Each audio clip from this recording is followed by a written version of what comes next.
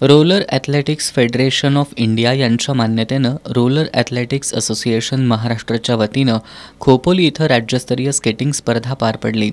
या स्पर्धेत संपूर्ण राज्यभरातील 22 जिल्ह्यातून 1360पेक्षा जास्त खेळाडूंनी सहभाग नोंदवला होता। या स्पर्धेमध्ये कोल्हापुरातील SK रोलर स्केटिंग अकॅडमीला 4 सुवर्ण, 6 रौप्य आणि 22 कांस्य पदकं मिळाली।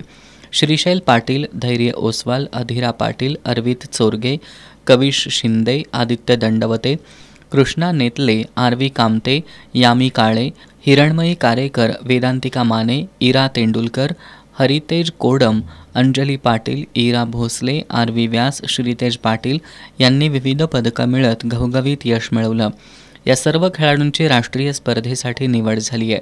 या सर्वांना अकॅडमीचे अध्यक्ष भूपाल शेटे, अभयसिंह जगताप, अजय साळोखे, अमोल साठे, विशाल देसाई यांचं प्रोत्साहन आणि प्रशिक्षक सुहास कारेकर यांचं मार्गदर्शन लाभलं।